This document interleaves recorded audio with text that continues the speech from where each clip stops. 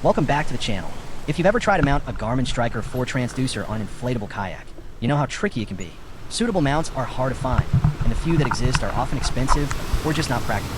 Oh, and if you also want to know how to make the battery box that powers the Garmin Striker 4, I made a separate video for that. You'll find a link in the description below.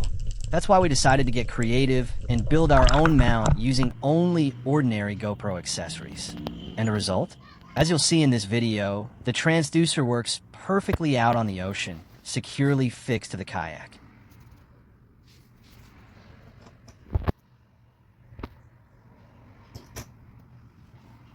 Asterisk. Now, let's see how the system works. The most important thing to keep in mind is that the mount we're going to build should give us some freedom of movement. We need to be able to adjust the angles, so the transducer stays perpendicular in the water and aligned with the direction of the kayak. That way, the sonar readings from the Garmin Striker 4 will always be accurate, no matter the conditions.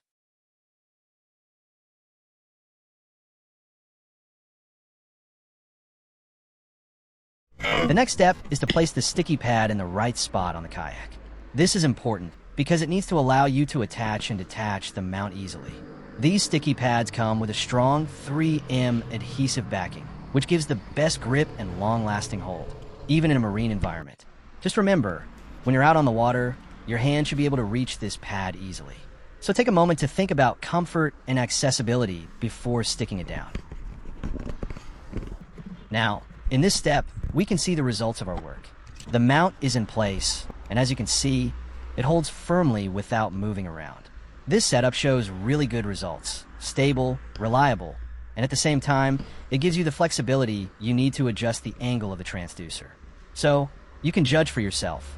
A simple DIY solution with ordinary GoPro accessories that works perfectly for an inflatable kayak.